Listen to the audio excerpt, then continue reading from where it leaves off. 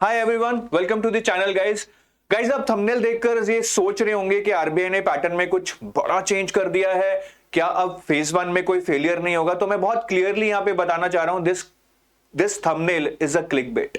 तो आरबीआई ने कोई पैटर्न चेंज नहीं किया है।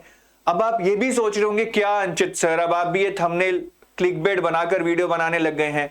I don't prefer these kind of videos, but there is a strong reason behind that. There is a strong reason behind that because मैं इतने सारे स्टूडेंट्स के फेज 1 में फेलियर देख चुका हूं, in spite of them making the best effort, in spite of them studying so much hard for phase 1, but वो फिर भी क्लियर नहीं कर पा रहे हैं. So there is something inherently wrong in this strategy और their effort. I am unable to decipher. तो मैं चाहता हूं ये वीडियो मैक्सिमम लोग देखें, इसी की वजह से ये हमने किया है, but there is no wrong intention. आप इस वीडियो को जरूर देखें, ये कहीं ना कहीं आपको आरबीआई ग्रेड बी का फेज 1 क्रैक करने में एक अलग लेवल पे ले जाएगा. तो थोड़ा हटके डिस्कशन करेंगे. मेरे साथ हैं वीडी सर और गुरकीरत सर. हम क्वांट, रीजनिंग और करंट अफेयर्स पे बात करेंगे, जो कि मेन पेन पॉइंट है काफी बच्चों के. इंग्लिश हम फिर भी हैंडल कर लेते हैं. तो मैं सबसे पहले बुलाना चाहूंगा वीडी सर को. So VD sir, as you all know, I think इनकी टीचिंग स्किल्स एक्सेप्शनल है और जितना एक्सपीरियंस इनको अभी आरबीआई ग्रेड बी क्वांट और रीजनिंग का है, I think that is unmatchable in this domain. So VD sir, first of all welcome. तो आज हम क्या डिस्कस करने वाले हैं सर? तो हम डिस्कस करने वाले हैं कि किस तरीके से बहुत सारे बच्चे ऐसे हैं कि सर बहुत एफर्ट लगाते हैं, लेकिन फिर भी मतलब फेज 2 बहुत अच्छा प्रिपेयर है, उन सब्जेक्ट पे कमांड है, लेकिन क्वांट और रीजनिंग नहीं क्लियर कर पा रहे, सेक्शनल कट ऑफ क्लियर नहीं हो रही, तो सारी मेहनत पानी में चली जाती है. तो इसके लिए क्या जरूरत है, मैं आज आपको बताऊंगा कि ओवरऑल चीजों पे कैसे काम करना है. कुछ बच्चे ऐसे हैं कि कभी पढ़ लिया, कभी छोड़ दिया, एक महीने कुछ सब टॉपिक पढ़ लिए फिर छोड़ दिए, कभी 2-4 क्वेश्चन प्रैक्टिस कर लिए, कभी नहीं किए, तो ऐसे काम नहीं चलेगा. हमें ओवरऑल चीजों पे काम करना है, मतलब अपनी प्रेपरेशन को पूरा ओवरहॉल करना पड़ेगा, जिसको बोलते हैं लेवल, मतलब ऐसे ऐसे ऐसे ऐसे बढ़ता जा रहा है हर साल. और हम शायद वहीं खड़े हैं. पिछले पेपर को देखकर हमें लगता है कि इस साल ये करूंगा तो पिछले साल वाला पेपर अच्छा हो जाएगा, लेकिन लेवल एक और ऊपर जाता जा रहा है हर साल. तो हमें सर कैसे ओवरऑल कर सकते हैं? कोई मतलब कोई अप्रोच है, कोई स्टेप्स है कि एक बिगर पिक्चर मिल जाए कि ऐसे ऐसे ऐसे I can proceed and I can try to crack the cut off. हालांकि बहुत मुश्किल है. मैं हमेशा यही कहता हूं कि कहना बहुत आसान है, करना बहुत मुश्किल है, लेकिन एक सही मार्गदर्शन मिल जाए तो काफी प्रॉब्लम सॉल्व हो सकती हैं. तो वीडी सर, क्या क्या स्टेप्स आप बताएंगे, क्या अप्रोच आप बताएंगे इसके लिए? सर मैं आपको सिर्फ 3 स्टेप यहाँ पे बताऊंगा. अगर आपने इन 3 स्टेप पे ध्यान से फोकस कर लिया तो आप पक्का कट ऑफ को क्लियर कर लेंगे, कोई भी इश्यू नहीं आएगा. उनमें सबसे डेफिनेटली सर, लेकिन आपको मेहनत करनी पड़ेगी. ऐसा नहीं है कि सिर्फ सोचने से होगा, एग्जीक्यूशन जब तक नहीं होगा तब तक वो तो है ही. मैं समझ सकता हूं कि यहाँ पे कोई मंत्र नहीं दिया जा रहा है जो पढ़कर we can clear the cut off. So this is going to be pretty serious strategy. ठीक है, only serious students would be able to implement that. Sir जल्दी से बताइए, let's not waste any more time. Sir सबसे पहला है आपको strategy पे फोकस करना है. ठीक है, तो पहला पॉइंट है स्ट्रेटेजी. अब स्ट्रेटेजी में भी 3 चीजें आती हैं सर. स्टूडेंट क्या होता है कि या तो बहुत ज्यादा बेसिक्स पे फोकस करते हैं, तो ऐसा भी नहीं है कि बेसिक को बिल्कुल आपको स्किप कर देना है, या बेसिक पे ही लगे पड़े हैं भाई, दूसरे सब्जेक्ट भी प्रिपेयर करने हैं, यहां से आपको सिर्फ सेक्शनल कट ऑफ ही निकालनी है, तो आपका आराम से हो जाएगा. तो सबसे पहला फोकस आपका बेसिक्स पे होना जरूरी है. आपको बेसिक्स प्रिपेयर करना है, लेकिन इसके अंदर नहीं घुसना है बिल्कुल, कि बिल्कुल 2 घंटे लगे पड़े हैं और आगे बढ़ ही नहीं रहे हैं चीजों पे. और दूसरा आपको फोकस करना है यहां पे न्यू पैटर्न क्वेश्चंस पे. ठीक है, कि अगर आपने बेसिक्स पढ़ लिया है पूरा और एग्जाम में क्वेश्चन जो पूछे जा रहे हैं वो अपडेटेड पैटर्न से आ रहे हैं और आप वो कवर ही नहीं करके गए, तो कोई बेनिफिट नहीं होगा. तो जब भी आप पढ़ें बेसिक से शुरू करें, बट न्यू पैटर्न को जरूर कवर करें. सर यहाँ पे कुछ एग्जांपल देंगे कि न्यू पैटर्न क्वेश्चंस क्या आ रहे हैं, और वो पैटर्न अगर हमें ना पता हो तो कैसे हम मतलब उन क्वेश्चंस को सॉल्व नहीं कर पाते हैं? होता क्या है बच्चे के साथ? जैसे सर अगर मैं अर्थमेटिक की बात करूं तो एग्जाम में ऐसे क्वेश्चन आते हैं जो फिल इन द ब्लैंक्स होते हैं, कुछ डाटा मिसिंग होगा बीच में, या क्वेश्चन पूछने का पैटर्न चेंज हो रहा है. जैसे इस बार आरबीआई के अंदर नंबर सीरीज के क्वेश्चन आए थे, तो उसने 2 सीरीज दे दी. पहले नॉर्मली 1 सीरीज दी जाती थी, अब 2 सीरीज दे दी, और दोनों को कंपेयर करके कुछ एक थर्ड कुछ चीज निकाल दी कि यहां से मिसिंग टर्म है, यहां से रॉन्ग टर्म है, दोनों का सम बताइए, ये वो. तो लेंदी हो गया क्वेश्चन. लॉजिक सेम है बट क्वेश्चन को थोड़ा घुमा के पूछा जा रहा है, तो हम पैनिक कर जाते हैं शायद एग्जाम में. ठीक है सर. और ये 2 चीजों पे तो फोकस करना ही करना है. और उसके बाद थर्ड पॉइंट जो स्ट्रेटेजी में है, हल्के में नहीं लेना भाई। अगर आप सोच रहे हैं कि मैं तो बैंकिंग की तैयारी कर रहा था पहले से ऑलरेडी, तो मैं तो बहुत आराम से इसको क्लियर कर जाऊंगा, तो यहाँ पे आपको गलती नहीं करनी है। तो इसको इजी लेने की कोशिश मत करिएगा, एफर्ट लगेगा पक्का। बिल्कुल, यहाँ पे मैं यही बताना चाहूंगा कि मैं बहुत सारे कॉल्स लेता हूँ, वर्कशॉप्स लेता हूँ, तो बहुत सारे बच्चे बहुत over confident. I am not saying that you should not be confident, yes it's really good to be confident about your preparation, और बहुत सारे बच्चे ओवर कॉन्फिडेंट हैं कि सर क्वांट रीजनिंग तो हम कर लेंगे, और बाद में वही होते हैं जिनकी क्वांट रीजनिंग की कट ऑफ क्लियर नहीं हो रही। मैं यहाँ पे बताना चाहूंगा, हमारी टीम में है, मैं नाम नहीं लूंगा, लेकिन बहुत बहुत इंटेलिजेंट बंदे हैं वो, आप उनको बहुत बार सेशंस लेते देखते हैं। He is preparing for RBI, but उनकी कट ऑफ क्लियर नहीं हो रही है। ऐसा भी नहीं है कि वो कॉन्फिडेंट या ओवर कॉन्फिडेंट है, बट फिर भी मैं बस यही बता रहा हूं कि पेपर इतना टफ आ रहा है, मतलब phase 1 has become more unpredictable as compared to phase 2, तो बिल्कुल हल्के में तो आप ले ही नहीं सकते। और इसके बाद स्ट्रेटेजी के बाद दूसरा पॉइंट है सर स्टडी, कि आपको ऐसा नहीं है कि यार अगर 25 टॉपिक है तो 25 के 25 टॉपिक प्रिपेयर करने, बी सेलेक्टिव, 10 पढ़ो लेकिन उनको बहुत अच्छे से पढ़ो। और वो कौन से टॉपिक है जो क्वांट में पढ़ने चाहिए वो मैं आपको बता भी देता हूं। सबसे पहला आपका सिंप्लीफिकेशन टॉपिक है, ठीक है। देखने में लगता है कि सर डायरेक्टली क्वेश्चन यहां से नहीं आते, बट आप बिना कैलकुलेशन के क्वांट सोच सकते हैं क्या? आपसे डीआई नहीं बनेगा, आपसे नंबर सीरीज के लॉजिक नहीं बनेंगे, क्वाड्रेटिक कोई क्वेश्चन सॉल्व ही नहीं होगा। तो पहले ये कवर करिए, उसके बाद नंबर सीरीज को कवर करिएगा, उसके बाद क्वाड्रेटिक इक्वेशन कवर करिए, फिर परसेंटेज और रेशियो। यहां पे आपको बहुत ज्यादा फोकस नहीं करना है, इनका बेसिक पार्ट पढ़ना है। क्यों करना है? क्योंकि डीआई से ही 15 क्वेश्चन एग्जाम में आ रहे हैं, और जब आप ये चीजें कर लेंगे तो डीआई का क्वेश्चन आप तभी बना पाओगे, ठीक है। और उसके बाद फिर कुछ टॉपिक होंगे जो अर्थमेटिक के हैं, जैसे आपका प्रॉफिट एंड लॉस है। इस बार आरबीआई की दोनों शिफ्ट में प्रॉफिट एंड लॉस से डीआई पूछा गया है सर, तो आपको ये प्रिपेयर करना पड़ेगा। और अच्छे लेवल का डीआई था, ऐसा नहीं है कि हल्के में सिर्फ आपको प्रॉफिट या लॉस या सीपीएसपी कैलकुलेट करना है, नहीं, कैलकुलेशन भी है, फॉर्मूले बढ़िया यूज हो रहे हैं। उसके बाद टाइम एंड वर्क पढ़िए, टाइम स्पीड डिस्टेंस पढ़िए, और सीआई और एसआई, मतलब ये मेजर टॉपिक है जो आपको कवर करने ही करने। अगर आप ये कर लेते हैं अच्छे से, सेलेक्टिवली अच्छी अप्रोच के साथ, तो आप बहुत आराम से यहां से कट ऑफ क्लियर कर लेंगे। तो सर मतलब ये जो हम सेलेक्टिव टॉपिक्स की बात करते हैं, तो अगेन क्या कभी ऐसा हो सकता है कि इतने सारे टॉपिक्स करके गए और फिर भी वहां पे 5 क्वेश्चन नहीं हुए? ऐसा हो सकता है, मतलब ऐसी कभी आज तक हुआ है? नहीं सर, ऐसा कभी भी नहीं हुआ आज तक। अगर आप इतना भी कर लेते हैं ना, लेकिन डीआई क्या है कि 3 टाइप से पूछा जा रहा है। पहला बेसिक डीआई होता है जिसमें tabular, line graph, bar graph, वो आपका परसेंटेज, रेशियो और बेसिक टॉपिक पे होता है। लेकिन एक दूसरा अर्थमेटिक डीआई है जो हमेशा इन्हीं टॉपिक से पूछा जाता है। और थर्ड होता है कैसलेट डीआई, उसमें रो डाटा दिया होता है जो परसेंटेज रेशियो की फॉर्म में होता है। तो अगर डीआई के 15 क्वेश्चन है तो कैसे ऐसा पॉसिबल है कि 5 क्वेश्चन भी ना आए? बिल्कुल बिल्कुल, आपकी बात सही है सर। अब ये कहना बड़ा आसान है कि आप ये टॉपिक्स कर लो, हार्ड लेवल पे कर लो, बट अब हार्ड लेवल पे करना भी देखिए एक मुश्किल चीज हो जाती है उस बच्चे के लिए जो मैथ से डरता है, जिसको ज्यादा एक्सपोजर नहीं है, या एक एवरेज स्टूडेंट है, मतलब फाइनेंस इकोनॉमिक्स फिर भी समझ सकता है, लेकिन मैथ इज कैलकुलेटिव। तो मतलब क्या करे बच्चा कि सर इतने टॉपिक्स में मैं ज्यादा भी कर लूंगा, लेकिन मेरा एक लेवल है, मैं उस लेवल के ऊपर जा ही नहीं सकता, मतलब मेरा एक कंस्ट्रेंट है कि इसके ऊपर मैं जैसे जाता हूं मेरे से क्वेश्चन नहीं होते हैं। तो उस बच्चे के लिए क्या स्ट्रैटेजी हो सकती है? सर आमतौर पे ये बात होती है, नॉर्मली लोग बोलते हैं कि क्वांट और रीजनिंग प्रैक्टिस से आता है, but practice is not the substitute of learning. आपको सीखना पड़ेगा। अगर आप बेसिक सीख लेंगे और उसके बाद प्रैक्टिस करेंगे, तो इसी का जो थर्ड पार्ट है सर वो प्रैक्टिस है, ठीक है।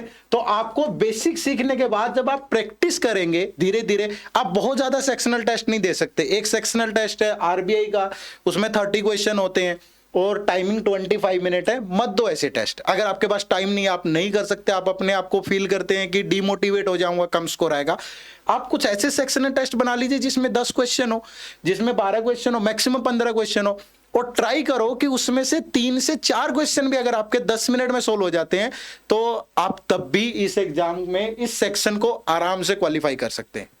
सर जो हम प्रैक्टिस की बात कर रहे हैं, तो मतलब प्रैक्टिस एक चीज होगी, लेकिन एग्जाम में ऐसा भी कुछ है कि मतलब मुझे जनरली लगता है कि मैंने भी कैट का एग्जाम दिया है, अच्छा खासा परसेंटाइल आया है भगवान की दया से, तो लेकिन एक चीज रहती थी कि आप जितना भी पढ़ लो, at the end of the day वो 2 घंटे में आपको नहीं पता आपकी किस्मत आपको कहाँ ले जाने वाली है।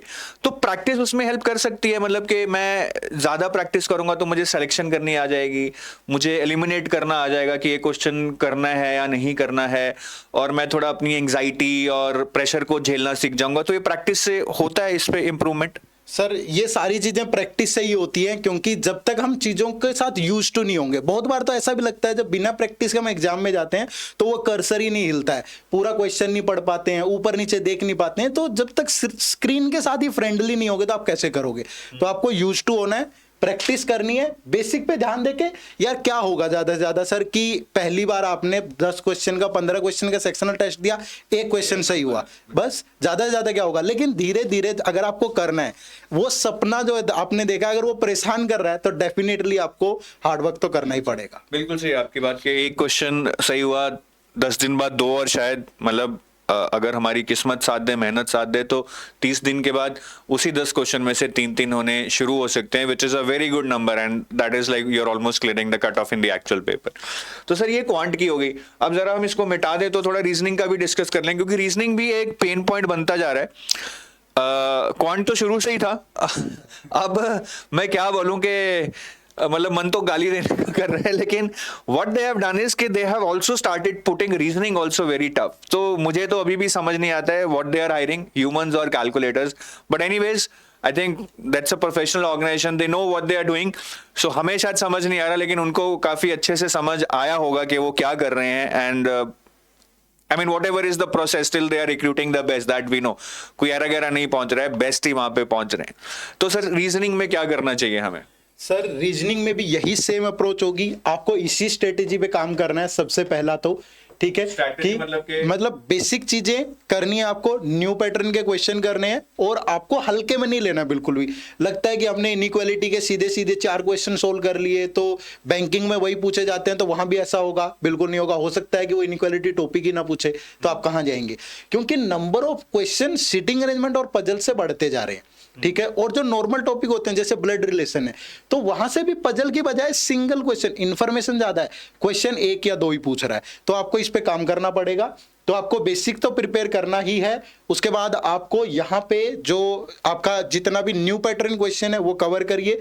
सिलोगिज्म में only a few, only reverse syllogism से क्वेश्चन है, और उसके बाद हल्के में मत लेना। ये मत सोचना कि बैंकिंग में जो क्वेश्चन आते हैं वही यहां पे रिपीट हो रहे हैं, ऐसा नहीं है सर, ठीक है? दूसरा, जब आप स्टडी करेंगे, ठीक है, तो स्टडी पे आपको फिर से सेलेक्टिव होना है, ठीक है? और वो टॉपिक आपके डिफरेंट होंगे।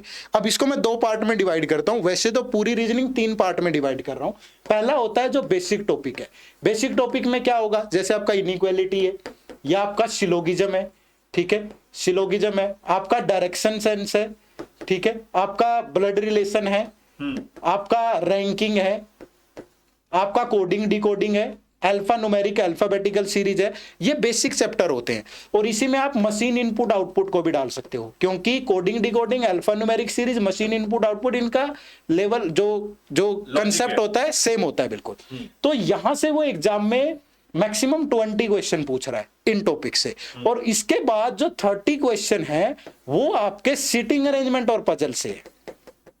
और इनका एरिया डिफाइंड नहीं है कि पजल की लास्ट ईयर अगर सर बॉक्स वाली आई थी तो इस बार भी सेम, वो अपने तरीके से घुमा के देता है। तो 6 से 7 तक भी अरेंजमेंट और पजल पूछी जा रही है, और अगर आप इनमें से 1 या 2 भी सोल्व कर लेंगे तो आपकी कट ऑफ तो तब भी आराम से निकल सकती है, बट एरिया डिफाइंड नहीं है, तो आपको यहाँ एफर्ट करना पड़ेगा। और तीसरा होता है सर यहाँ पे जो स्टेटमेंट बेस्ड क्वेश्चन होते हैं, statement assumption, statement argument, cause effect, और उन पे सर ट्रस्ट करना आज के टाइम पे मुश्किल है, क्योंकि वो करंट अफेयर से ज्यादा रिलेटेड चीजें आ रही है उसमें, और लंबे लंबे पैसेजेस हैं तो बहुत मुश्किल है। वो मैं समझ सकता हूँ, वो मेरे भी काफी ठीक नहीं होते थे अजम्पशंस वाले, पर वो ये है कि हो जाते हैं जल्दी, और अगर 50% भी ठीक हो तो 6 में से 3 ठीक हो जाए, I mean that's a very good return. But sir यहाँ पे मैं पूछना चाहूंगा, आपने बहुत अच्छी बात बोली कि ये आपका सिटिंग अरेंजमेंट और puzzles have a high number of questions, around 30, but they are very risky. They might be very time consuming in your preparation, and in your actual exam also you might try to attempt 2 puzzles, spend 15 minutes, not able to solve any, and then like 20 minutes gone and you are 0 marks in reasoning. मतलब वो blood pressure इतना high हो जाएगा कि बाकी 40 minute तो बस उसी को कंट्रोल करने में लग जाएंगे, 25 मिनट सॉरी, क्योंकि टोटल 45 होते हैं. तो सर यहाँ पे what we can do sir, मतलब आपका क्या आइडिया है कि पहले इन 20 को अच्छे से कर लिया जाए कि इस 20 में से 8-10 नंबर आ जाए तो कट ऑफ क्लियर हो जाए, and then do some practice on puzzles and sitting arrangement. If you are able to crack it in the exam that's good, but नहीं हुआ तो ऊपर वाले से हम ट्राई कर सकें. बाकी यहां से भी सर तुक्के लगा के 2-3 नंबर आ सकते हैं. कुछ लॉजिक होते हैं सर, जैसे आपको कोर्स ऑफ एक्शन है, कोई एग्जिग्रेट ना करे बहुत ज्यादा, या आर्ग्यूमेंट के अंदर कोई ऐसे लॉजिक होते हैं जो डायरेक्टली पूछ लिए जाते हैं बहुत बार, तो मे भी हो सकता है पॉसिबल की, लेकिन ये वैल्यू एडिशन का काम करेगा. आपको इसके भरोसे नहीं जाना है, आप इन्हीं को बहुत अच्छे से प्रिपेयर कर लो तो आप कट ऑफ आराम से निकाल सकते हैं. और प्रैक्टिस का क्या है सर इसमें? प्रैक्टिस में सर इसमें भी सेम है, ठीक है. वैसे तो मैंने आजकल एक नया एक लॉजिक निकाला है जो भी बच्चे आरबीआई के लिए प्रिपेयर कर रहे हैं, कि आपको डेली 1 आवर अगर आपके पास टाइम है तो आपको क्वांट रीजनिंग और इंग्लिश में 3 टॉपिक्स को देना चाहिए, कि आप डेली एक डीआई सोल्व करें और एक सिटिंग अरेंजमेंट और एक पजल और एक इंग्लिश में कॉम्प्रिहेंशन. अगर आप इसको प्रैक्टिस करेंगे ना, अगर आपके पास टाइम है, लेकिन पहले बेसिक प्रिपेयर कर लीजिए अच्छे से, उसके बाद फिर अगर आप यहां पे टाइम देंगे तो मे बी आपका कॉन्फिडेंस थोड़ा हाई होगा. क्योंकि पजल और अरेंजमेंट ऐसे टॉपिक तो है नहीं सर कि 10 दिन पहले प्रिपेयर करोगे और आप एग्जाम में सोल्व कर लोगे, ठीक है. तो प्रैक्टिस वही है, ज्यादा से ज्यादा सेक्शनल टेस्ट दें. सेक्शनल टेस्ट 60 क्वेश्चन वाले नहीं है तो छोटे कर लें उनको, ठीक है. अरेंजमेंट और पजल निकाल के इन टॉपिक्स को जरूर करें सर. गाइस आई थिंक ठीक है, मतलब अगेन मैं ये कहना चाहूंगा कि ये बोर्ड पे लिखने से तैयारी नहीं होगी आपकी. This is just a start, right. ये सिर्फ चाबी घुमाई है गाड़ी में, अभी जाना है 600 किलोमीटर, उसके लिए तो you would have to travel, you would have to put a lot of effort. तो ये आपको लग रहा होगा ठीक है, ये सारी चीजें इधर उधर सुनी है, बट आज काफी अच्छा डिस्कशन हुआ है. I think if nothing else, if you can only realise that phase 1 साला फाड़ू आने वाला है और लेवल अप होने वाला है हर साल, that is enough. If you can gain that kind of realisation from this video के कर लो यार, इसको मत छोड़ो इसको, ये बहुत इंपॉर्टेंट है. मतलब तोते उड़ रहे हैं फेज 1 में लोगों के, ठीक है. तो चलो अब ये आपके ऊपर है, we are with you, that's no doubt about that. कोई भी डाउट है यार आप हमें लिखो यार, we will solve it. But ये रियलाइजेशन कर लो और जो ये प्लान है इसको मोटा मोटा करके देखो. ऐसे नहीं होगा कि हाँ ये आज पजल खोले, 2 पजल किए और अगला मुश्किल आ गया छोड़ दिए, पजल तो नहीं होगी. थोड़ा लगाओ गाड़ी, धक्का लगाओ, ठीक है. चलो अभी वीडियो लंबा हो जाएगा, अभी करंट अफेयर्स पे डिस्कशन करते हैं. इंग्लिश का क्या मतलब करेंगे बाद में कभी डिस्कस, ठीक है. तो हम इंग्लिश छोड़ते हैं अभी, इजी आती है यार, उसमें तो 10-12 नंबर आ ही जाते हैं. करंट अफेयर्स पे आते हैं. गुरकीरत सर करंट अफेयर्स बहुत फाड़ू आ रहे हैं बहुत. तो क्या करें, मतलब करंट अफेयर्स में तो लेवल अप नहीं, लेवल 7 अप हो रहा है.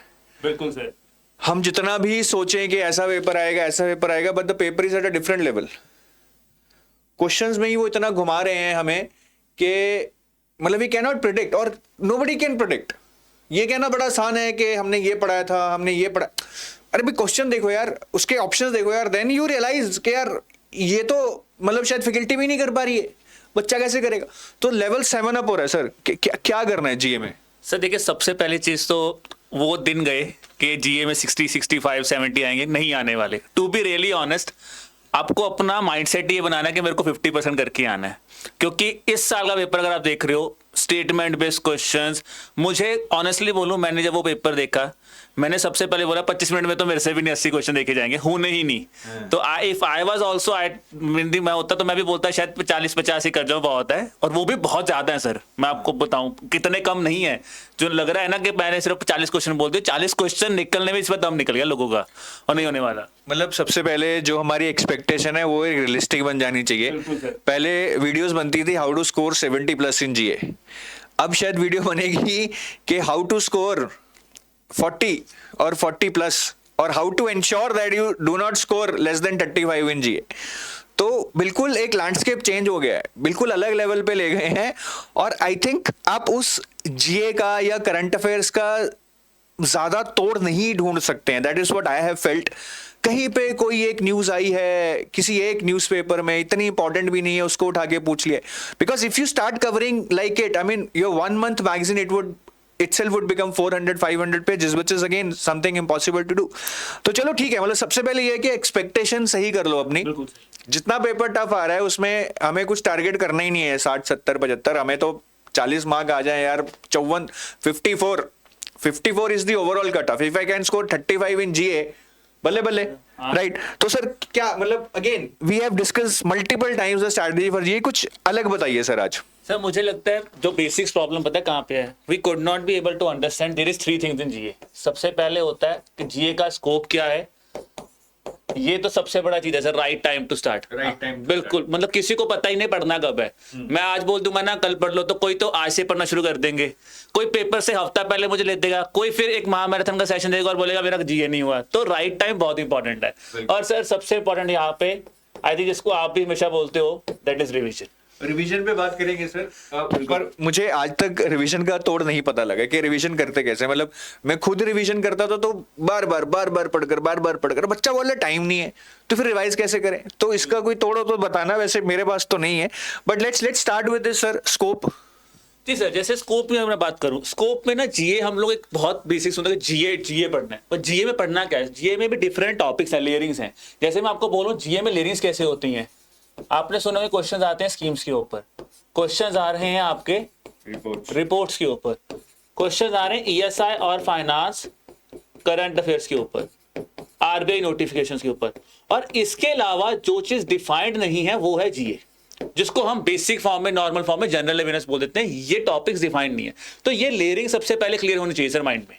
सर इसका क्या वेटेज आ रहा है अभी एग्जाम में, मतलब जो लास्ट पेपर हुआ है, पहले तो मेरे ख्याल 35 नंबर तक की आती थी और बड़ी आसान आती थी, ये विबिल्डन कौन जीता, वो कौन सा एमओयू साइन हुआ। अब क्वेश्चन बहुत डिफरेंट आ रहे हैं, बट कितने मार्क्स के आ रहे हैं सर? मैं आपको ऑनेस्टली एक बात बोलूं, इसके क्वेश्चन तो आ रहे हैं 15, बट यही वो 15 क्वेश्चन है जो सबके धुएं उड़ा रहे हैं। मतलब 15 से 20, मैं बोलूं मैक्सिमम 20 का राउंड क्वेश्चन आए थे, बट ये वो 20 क्वेश्चन ऐसे थे जिसमें चाहे आप जितना मर्जी पढ़ के चले जाओ सर, मुझे भी पेपर देख के लग गया था कि मेरे को भी नहीं पता। मतलब उन्होंने एल नीनो पे क्वेश्चन पूछा है, नो बडी, मतलब पढ़ ही नहीं सकते आप। आरबीआई के बच्चे से पूछ रहे हो कि एल नीनो सदर्न ऑस्ट्रेलिया क्या होता है, वो नहीं पता होगा उसको। एल नीनो ने नींदें उड़ा दी सबकी। So sir what I can see is that GA weightage कम हो रहा है, it is becoming tougher also. So I think it's very much evident कि जो चीज हमें फेज 2 में काम आएगी वही फेज 1 में भी दिख रही है स्कोरिंग, तो इन्हीं चीजों पे फोकस करना चाहिए फिर। बिल्कुल बिल्कुल सर, मतलब यही सबसे पॉइंट है सर, जो मैंने आपको बोला ना स्कोप। क्योंकि हम लोग स्कोप में गलती सर पता करते हैं, हम लोग उठाते हैं इसको पढ़ लो, जीए पढ़ लो, जीए पढ़ लो, जीए पढ़ लो। बट आप देखिए प्रैक्टिकल रियलिटी क्या है, जीए में से सवाल ही नहीं आ रहे सर, और जहां पे आ रहे हैं वहां पे तो एफर्ट ही नहीं लग रहा, क्योंकि हम लोग एक माइंडसेट से जाते हैं कि फेज 1 निकला तब फेज 2 के बारे में सोचेंगे। और यही इस बार आरबीआई ने खेला है सर। आरबीआई ने स्कीम के क्वेश्चन ऐसे डाले जो कि अगर किसी का फेज 2, मैं ब्लंटली बोल रहा हूं सर, अगर आप फेज 2 नहीं कर रहे ना तो आप भूल जाओ क्या फेज 1 निकालोगे, जीए में तो नहीं निकाल पाओगे। वैसे मुझे ये डिस्कशन करते हुए ना थोड़ा ये लग रहा है, हम बोल रहे हैं जीए सिर्फ 15-20 नंबर है, 15-20 नंबर, और आरबीआई वाले सुन रहे हैं और अगर से बोले आओ बेटा जीए 15 नंबर की आ रही है ना, हम डालेंगे तुम्हें 50 नंबर की। सर पता नहीं, अब मेरे को तो खुद को डर लगता है कि ट्रैक रिकॉर्ड जिसको हम जो बोलते हैं कि ये कर जाओ, और क्वेश्चन ना आए तो फिर इसी वीडियो के नीचे सबसे पहला कमेंट मुझे ही आएगा कि आपने बोला था ना, देखो आगे। I think that is the reality. I mean, nobody can predict the exam. It's all based on probabilities. But I think they are not playing that fast. Pattern तकरीबन वही रख रहे हैं, but they are playing fast with the difficulty level of the questions. So वो हमें थोड़ा in depth जाना पड़ेगा. There is no doubt about it. Sir RBI notifications बहुत टेक्निकल है यार, बहुत बच्चे बोलते हैं, उसको कैसे किया जाए? मतलब यार ठीक है, मतलब एक बच्चा नॉन फाइनेंस बैकग्राउंड से जान लोगे क्या, मतलब ऐसी आरबीआई नोटिफिकेशंस पढ़ाकर, तो क्या आसान तरीका क्या है उसका? देखिए इसमें सबसे बड़ा इशू क्या है कि हमारा माइंडसेट क्या है कि आरबीआई नोटिफिकेशंस, आप भी जनरली सोचते हो, आपने सुना भी होगा आरबीआई वेबसाइट खोल के बैठ जाओ, वो खोलनी ही नहीं है, मैं आपको बताऊं, बिल्कुल नहीं खोलनी। आप सर सिंपल है सर, जैसे देखिए आरबीआई नोटिफिकेशन, आप कोई भी फाइनेंशियल न्यूज़पेपर उठाइए, बिजनेस स्टैंडर्ड है, फाइनेंशियल एक्सप्रेस है या लाइव मिनट है, उन्होंने क्या किया है, वो नोटिफिकेशन कोट करते हैं और बेसिक्स बहुत लेमैन लैंग्वेज, लेमैन का मतलब ये बहुत ही आसान है, थोड़ा सा अगर आपका स्टैंडर्ड अच्छा है, आपका इंग्लिश अच्छा है, तो आप इस नोटिफिकेशन को इजी लैंग्वेज में समझ सकते हो। और जितने क्वेश्चन आ रहे हैं सर, जो ऑब्जेक्टिव पेपर में आ रहे हैं, अगर आपने न्यूज़पेपर पढ़ा तो आप वहां से क्रैक कर लोगे। और अगर वैसी नहीं हो रही सर, इतना इन डेप्थ तो कोई किसी को भी याद भी नहीं होगा, तो बेटर है so go with the newspapers there. ठीक है, मतलब इजी अप्रोच लो, जो न्यूज़पेपर्स में आ रहा है उसको पढ़ो, वो समझ भी आ जाएगा, उसके अलावा जो कुछ आएगा भी वो वैसे भी घंटा नहीं होने वाला हमसे। और स्कीम्स का सर, स्कीम्स का मतलब एक अलग ही हवा बन गया है, मतलब लोगों के सपनों में भी स्कीम्स आ रही हैं, इतनी ज्यादा इंफॉर्मेशन और वेटेज बहुत ज्यादा है, फेज 2 में भी मतलब फोड़ के आती हैं। तो यहाँ पे क्या कर सकते हैं sir, what is the main idea to cover schemes? मतलब वो ठीक है ये करो रिवाइज करो, बट असली स्ट्रैटेजी क्या है स्कीम्स की? सर देखिए, मैं आपको स्ट्रेटजी तो अभी आगे भी बताऊंगा, बट मुझे जो लगता है सबसे बड़ा प्रॉब्लम क्या है स्कीम्स का ना सर, हमने हुआ खुद क्रिएट किया है, गवर्नमेंट ने नहीं क्रिएट किया, हमने खुद क्रिएट किया है।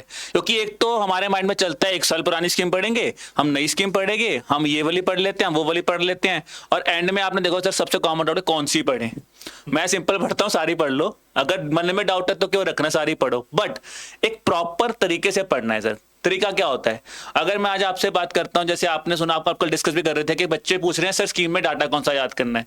जब हमें यही नहीं पता कि सर स्कीम है कौन सी, तो आप डाटा कैसे याद करोगे? तो सबसे पहले तो आपको स्कीम की अंडरस्टैंडिंग होनी जरूरी है सर। अगर वो पूछ रहा है एलपीजी की स्कीम है, अगर आपको यही नहीं पता कि एलपीजी की स्कीम उज्ज्वला स्कीम है, आप वहीं पर कंफ्यूज हो गए, तो इसका मतलब आपको पहले बेसिक्स प्रिपेयर करना है। डाटा तो आखिरी 1 महीने में याद हो जाता है, वो रट्टा मार लोगे, बट अगर पता ही नहीं सर स्कीम क्या है, तो अंडरस्टैंडिंग ऑफ स्कीम होना बहुत ज्यादा जरूरी है सर। एग्जाम में आई थिंक कुछ क्वेश्चन ऐसे आते भी हैं कि पैराग्राफ देके पूछ लेते हैं आइडेंटिफाई द स्कीम, बिल्कुल सर। मतलब 2-3 क्वेश्चन ऐसे ही आ जाते हैं। अगर वो पहला क्वेश्चन ही नहीं आता होगा तो अगला तो हम क्या ही करेंगे। तो वो आई थिंक बेसिक अंडरस्टैंडिंग के लिए क्या करना चाहिए सर? बेसिक अंडरस्टैंडिंग के लिए ना मैं तो एक सिंपल अप्रोच रखता हूँ, मैं इसको बोलता होता हूँ 2-3D। 2-3D का मतलब क्या है, आप कोई भी 2-3 स्कीम उठाओ पर डे, 3 तो ज्यादा हो जाती हैं, अगर नहीं हो सकते, अगर आप बिल्कुल ही बिगिनर हो, बिल्कुल हाँ, तो आप 2 स्कीम उठाओ सर, और आपको स्कीम याद नहीं करनी। पहली बात सर, मैं क्लियर कट बोल रहा हूँ, याद नहीं करनी, आपको स्कीम को समझना है। लेट्स से आपने एग्जांपल ले सर, उज्ज्वला योजना आपने उठाई, आपको ये पता हो बेसिक कि यार ये एलपीजी के लिए थी, किसको मतलब वुमेन्स के लिए बनाई गई थी, और सरकार ने क्लियर कट बोला कि यहाँ पे मेल मेंबर को हम सिलेंडर नहीं देंगे। अगर मैंने आपको इतना बता दिया और ये स्कीम इस जगह पे इंप्लीमेंट नहीं हुई, सिर्फ स्टोरी है मेरे माइंड में, मुझे कोई डाटा याद भी नहीं है, तो वो स्टोरी आपको बनानी है, डेली आप बनाइए, और इनको ही रेगुलर लेवल पे ये स्टोरी रिवाइज करती है अपने माइंड में। तो आपको जब आप एग्जाम में बैठोगे, मैं आपको बोल रहा हूं सर, सॉवरेन गोल्ड बॉन्ड पे क्वेश्चन आया है, जिसको स्टोरी आती होगी ना, उसको चाहे एक डाटा याद भी ना हो, पर वो स्टोरी से ही वो आंसर निकालेगा, क्योंकि माइंड में क्लैरिटी है कि इस स्कीम में इस चीज की बात हुई थी, इसकी बात ही नहीं हुई तो वो नहीं कर लेगा। तो इस तरह आप हैंडल कर सकते हैं चीजों को सर। आई थिंक डाटा का थोड़ा ज्यादा हुआ बन रहा है, फैक्चुअल क्वेश्चन आ रहे हैं, बट उसमें भी अगर अंडरस्टैंडिंग हो तो आप फैक्ट्स को भी, थोड़ा नॉन फैक्चुअल फैक्ट्स भी होते हैं कि इसके फीचर्स क्या हैं which we need to memorise, वो शायद आप कर सकते हो। सर ठीक है। और रिपोर्ट्स में सर, रिपोर्ट्स में भी काफी चेंज आ रहा है, मतलब हम पहले बोलते थे हेल्थ का करो, एजुकेशन करो, ये रिपोर्ट करो, जेंडर इशू करो।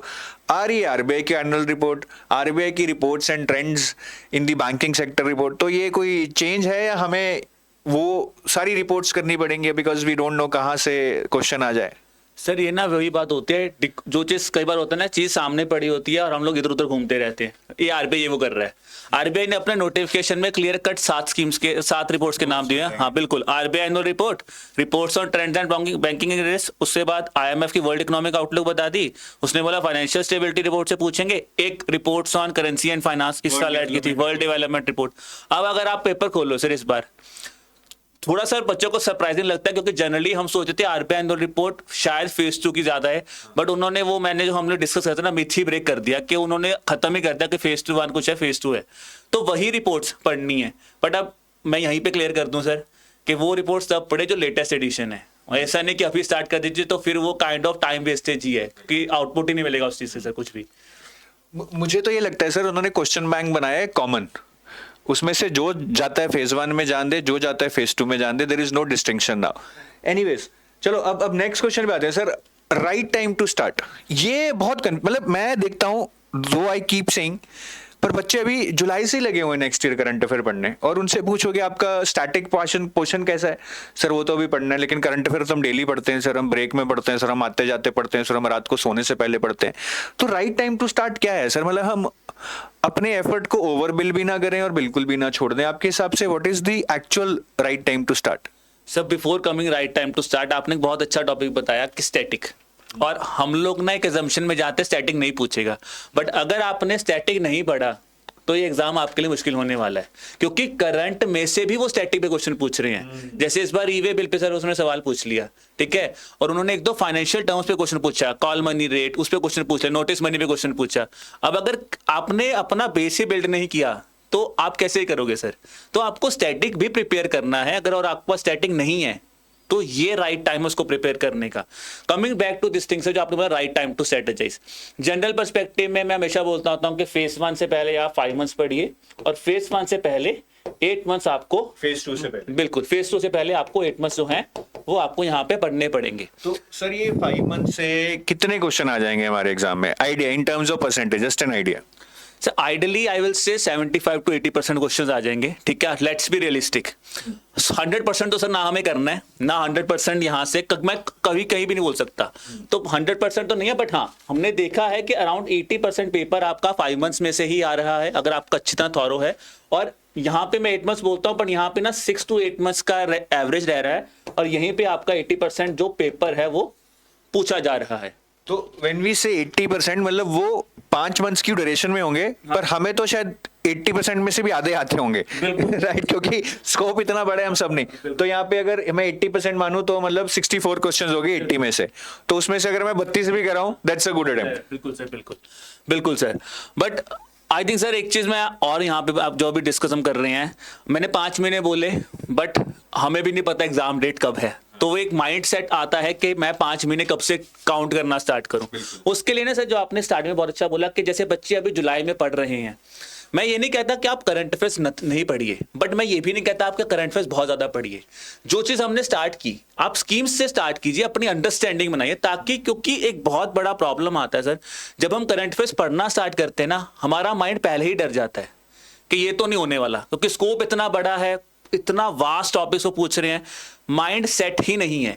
तो ये एक राइट टाइम होता है कि आप अपना स्टैटिक पढ़िए, 10-15 मिनट एक न्यूज़पेपर उठा लीजिए, एक एडिटोरियल पढ़िए, क्योंकि आपको एंड दी डिस्क्रिप्टिव भी लिखना है, इंटरव्यू के लिए प्रिपेयर भी करना है। तो कहीं ना कहीं आपके अपने आप को माइंड को ट्रेन करना चाहिए, और फिर जब एक टाइम आ जाएगा तब आप इसको और बेटर तरीके से याद कर सकते हैं सर। तो अभी स्कीम्स 2-3 स्कीम्स अ डे, थोड़ा एडिटोरियल्स, और I think by January you will have more clarity. Notification March में आ रहा है, अप्रैल में आ रहा है, तो ऐसा तो हर कभी भी नहीं देखा कि आरबीआई का नोटिफिकेशन एकदम गिर गया, थोड़ा इन्फॉर्मेशन रहता है। So then you can plan according your current affairs. अभी स्टैटिक पे ज्यादा फोकस करिए, और स्कीम्स जो कि काइंड ऑफ स्टैटिक और करंट का मिक्स है, और एडिटोरियल्स वहां पढ़ सकते हैं। और सर रिवीजन का क्या है, कैसे करें रिवीजन? मेरे मतलब कोई तोड़ नहीं है, टाइम नहीं है, और डेटा फैक्चुअल है, अब रिवीजन कैसे कर सकते हैं? मतलब आई नो कि there is no perfect solution, but still how can one be no more better in their revision planning? Sir देखिए रिवीजन में सबसे इंपॉर्टेंट पॉइंट क्या है, आपको एक चीज प्रिपेयर करनी है, it's a MCQs based paper. Descriptive वो फेस 2 का, बट वो अलग थिंकिंग है। अल्टीमेटली तो आपको फेस 1 निकालने के लिए एमसीक्यूज ही करने हैं ना, तो व्हाई नॉट, आप क्या कर रहे हो, आप डॉक्यूमेंट्स रीड कर रहे हो, जबकि आपको अल्टीमेटली सॉल्व करने हैं एमसीक्यूज, तो आपको ज्यादा से ज्यादा नंबर ऑफ एमसीक्यूज सॉल्व करने होंगे। बट इसमें एक कंडीशन है सर, आपको एमसीक्यूज ये नहीं कि आपको 50 मिनट में 80 क्वेश्चन सॉल्व करनी है। ये भी एक प्रॉब्लम आती है सर एग्जाम में, क्योंकि क्यों नहीं हो रहा, मैंने इतने बच्चे देखे हैं, बच्चों से बात की है, सब आता है, टाइम प्रॉब्लम क्या है सर, 25 मिनट्स में थे 80 क्वेश्चन, इसलिए हुए नहीं। तो आपको यहाँ पे अपना टाइम, चाहे आपको 40 मिनट्स दिए, चाहे आपको 30 मिनट्स दिए, चाहे आपको 50 मिनट्स दिए, आपको अपना टारगेट सेट करना है कि मुझे 25 मिनट्स में ही ये क्वेश्चंस करने हैं, 80 के 80 क्वेश्चंस, ताकि आप वो स्पीड भी बिल्ड कर पाएं, और वो एंजाइटी टाइम मैनेजमेंट को भी हैंडल कर पाएं, और सेलेक्टिव होना भी सीख पाएं। वो बहुत जरूरी है ना, क्या कि क्वेश्चन पढ़ के ही आपको थोड़ा आइडिया हो जाए कि should I spend time on this और should I go to the next question. जी सर, ये काफी अच्छा आपने बताया। जी सर। और सर बाकी कुछ रिवीजन की स्ट्रैटेजी बताइए, मतलब बोलते हैं कि 5 step strategy to revision. Sir मेरे पास भी 5 स्टेप स्ट्रैटेजी फॉर रिवीजन बताइए। जी सर देखो, मैं आपको ना सिंपल फंडा बताता हूँ, मैंने एक टर्म रख लेता हूँ अपने मन, जब मैं पढ़ता था, बिकॉज जब मैंने एग्जाम दिया था तो मैं होता था 5 आवर, ठीक है जी, 5 आवर, मतलब रावण राम करके दिवाली आ रही है। हाँ बिल्कुल सर, आप वो कह सकते हो। मेरे 5 आवर बहुत सिंपल है सर, वो है रिवीजन, रिवीजन, रिवीजन, रिवीजन और रिवीजन, रिवीजन और रिवीजन। ये तो सर आपने क्या मतलब मजाक कर रहे हो? नहीं सीरियसली कुछ बताइए। नहीं सर मैं आपको सीरियसली बता रहा हूँ। देखिए एक मैं चीज बताता हूँ, आपको एक एग्जाम पढ़ना है, आपको पता है बहुत ही ज्यादा अनप्रिडिक्टेबल और अनएक्सपेक्टेड चीजें आती हैं। मैंने आज एक स्कीम पढ़ी, या मैं आपको एग्जांपल देता हूं। आप आज एक एमसीक्यूज, क्योंकि हम लोग पीआईबी में एमसीक्यू सॉल्व कर रहे हैं, आज जब भी मैं आपको साथ डिस्कस करूं, आपको सारे आंसर आते हैं। आप 1 मंथ बाद एक क्वेश्चन सॉल्व करोगे, आपको नहीं आता। अगर अब यही सवाल आपने 5 महीने बाद छेड़ा, सवाल तो सर बहुत दूर की बात है, आप उस क्वेश्चन को देखना भी पसंद नहीं करोगे कि ये तो पता नहीं क्या आया है। और तब आप इतने बड़े पैनिक मोड में चले जाते हो कि आप सोचते हो मुझे जीए पढ़नी ही नहीं, बस मुझे तो 4 वर्ड बता दो, मैं बस वो याद कर लूं। तो अल्टीमेटली तो सर रिवीजन ही है, ये तो आपको करनी पड़ेगी। ठीक है सर, तो एक चीज है। और दूसरा, आई थिंक जो मुझे लगता है बच्चों के माइंड में डाउट आता है कि करंट अफेयर्स डॉक्यूमेंट बहुत बड़े होते हैं सर, वो तो है। हाँ, ये तो है सर, मतलब इतने बड़े बड़े डॉक्यूमेंट 200 सवा 200 पेज का एक मैगजीन मंथ की बड़े हैं, बट आई कैन अंडरस्टैंड कि अब स्कोप इतना बड़ा है, वो पढ़ के भी क्वेश्चन नहीं आते और बच्चे बोलते हैं ये पढ़ के भी क्वेश्चन नहीं आए। वो तो आप कहीं से भी कर लीजिए, सेम चीज रहने वाली है। इतनी बात पक्की है, बिकॉज क्वेश्चन ही ऐसे ही उठा रहे हैं वो। बट इतने बड़े बड़े डॉक्यूमेंट को रिवाइज कैसे करें सर? यही तो सबसे बड़ी जो हमने स्ट्रेटेजी की ना, स्ट्रेटेजी में गलती क्या है, ये एक सबसे बड़ा प्रॉब्लम है। मैंने आपको बोला 5 टाइम्स आर रिवाइज करना है, बट मैंने आपको कई बार ये तो नहीं बोला कि 5 बार एक ही टॉपिक को पूरा A to Z पढ़ना है। आपने कोई चीज पढ़ी, जब आपने सर एमसीक्यू सॉल्व किया तो आपको अपनी गलती पता चली कि यहाँ पे मेरा वीकनेस है। आपको उस गलती को बार बार रिवाइज करना है, ना कि उस डॉक्यूमेंट को बार बार रिवाइज करना है। लेट्स से आपने कोई क्वेश्चन सॉल्व किया, आपको पता चला कि मुझे स्कीम का की फीचर्स नहीं याद आते, तो आप स्कीम में की फीचर्स पढ़िए। आप क्या कर रहे हो कि आप फिर से लॉन्च ईयर पढ़ोगे। और माइंड में सर आप देखना, कभी भी ये हम जब भी प्रिपरेशन करते हैं ना, अगर हम कोई डॉक्यूमेंट पढ़ रहे हैं, जो चीजें हमें पता है कि ये राइट है, मुझे आती हैं, मेरा माइंड हमेशा वहीं पे फोकस करेगा। और जो चीज गलत है, मेरा माइंड कभी वहां पे फोकस ही नहीं करता, और वही गलती एग्जाम में रिपीट होती है। और अगर जो गलती पे मैं बार बार फोकस करूंगा, तो ये 5 आवर्स को डिवाइड ही ऐसे किया गया सर। मतलब हर मंथ के बाद जो मिस्टेक्स आपने की हैं उसको रिवाइज कीजिए, आप इस एग्जाम को सक्सीड करें। मिस्टेक्स मतलब जो चीज हम भूल रहे हैं बिल्कुल। उसको हम बार बार देखें। हमें पता होता है कि ये चीज मुझे याद नहीं है, वो चीज याद है, तो हम उस पे ज्यादा फोकस करें। ठीक है। वैसे करंट अफेयर्स का गुण मंत्र कोई नहीं है। I think that is the major challenge. अगर ये चीज आसान हो जाए तो शायद कोई भी आरबीआई क्रैक करने चला जाए। बट देखिए, हर चीज में लाइफ में कोई ना कोई ऑब्स्टेकल आता है। ऑब्स्टेकल के बिना फिर मजा भी क्या है। तो आई थिंक ये थोड़ा सा डिस्कशन आपके लिए हेल्दी रहा होगा। Again I would say, if nothing else, at least a realisation के phase 1 is going to be a major road block in your preparation. तो अगर ओवर कॉन्फिडेंस में हो तो नीचे आ जाओ, बिल्कुल ही प्रिपेयर phase 1 के लिए ही कर रहे हो, phase 2 नहीं कर रहे हो, उसको भी थोड़ा हैंडल करो, because you need to realise at the end of the day this is qualifying. phase 1 कर लें फिर phase 2 देखेंगे, that is also not the right approach. तो इसको थोड़ा देखो, समझो, I think that will help you understand. ठीक है। बाकी गाइज, मैं ये गाइड बुक के बारे में बताना चाहूंगा आपको। So this is the guide book for RBI grade B. इसमें आपको आरबीआई के प्रीवियस ईयर पेपर्स मिलेंगे, पूरा सिलेबस आरबीआई का, even the one which is not given in the notification, that is listed out here. और आपको ये भी सारा इसमें डिटेल मिलेगी। ठीक है। पीवाईक्यू हो गया, डिटेल्ड सिलेबस हो गया, डिटेल्ड बुक लिस्ट भी आपको इसमें मिलेगी, रिसोर्सेज जो भी आप सेल्फ प्रिपरेशन में यूज कर सकते हैं। So you please download this guide book. There is a link in the description of this video and that is entirely free for you to download. We are not charging anything. और इसको पढ़कर आपको एक अलग ही command आएगा कि मैं इस एग्जाम को क्लियर कर सकता हूँ। I can bet on that. तो आप प्लीज इसको डाउनलोड कीजिए। और ये हमारा एक लाइव क्रैश कोर्स लॉन्च हो रहा है phase 1 के लिए, right. So this crash course will have live classes, right. So आपको यहाँ पे क्वांट की, रीजनिंग की, इंग्लिश की लाइव क्लासेस मिलेंगी।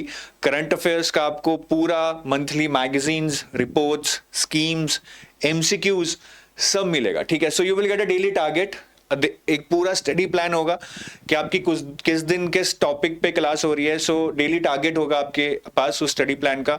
You attend that live class for 2 to 3 hours. 2 घंटे की है, कई बार एक्सटेंड होगी, because faculty will make sure that you understand. तो डेली आपकी एक तरह से प्लान के अकॉर्डिंग प्रोसीडिंग्स होंगी। आप अपने डाउट्स पूछ सकते हैं, आपकी जो एक प्रोग्रेस है वो भी मॉनिटर हो सकेगी, बिकॉज आप जब डाउट्स पूछेंगे, faculty will answer it, faculty will interact with you. So this would be a very good platform. अगर आप phase 1 में अपने आप को वीक समझ रहे हैं, I think this is a very good platform. ठीक है। तो इसमें क्वेश्चंस तो मिल ही रहे हैं, क्वांट, रीजनिंग, इंग्लिश के, आपको करंट अफेयर्स के भी, मैगजीन्स भी मिल रही हैं करंट अफेयर्स की, रिपोर्ट, स्कीम्स की, लाइव क्लासेस मिल रही हैं क्वांट, रीजनिंग, इंग्लिश की। And we are offering 50% off on this. You have to use code live to avail this 50% off, right? So I take your leave. बाकी phase 1 एक कीड़ा बनता जा रहा है, मैं ये बोलूंगा आपकी पूरी जर्नी में, जो आपकी पूरी जर्नी को खा सकता है। उस कीड़े को जल्दी से जल्दी निकालिए, that is all I can say. So I take your leave, have a nice day, bye bye, love you all.